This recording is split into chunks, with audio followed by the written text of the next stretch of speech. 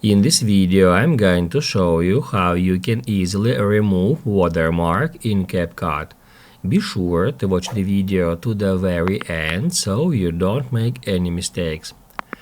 Let's get started, guys. I'm gonna show you all the process from the beginning, and first off we need to open up CapCut.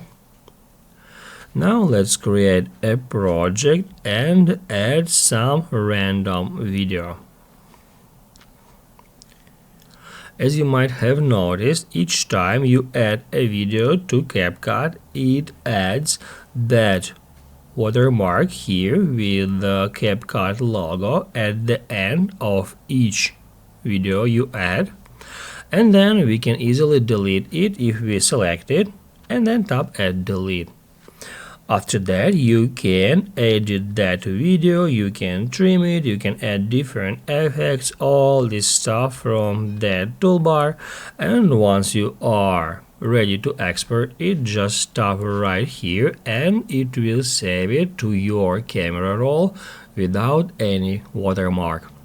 If this video helped you out, don't forget to hit the like button.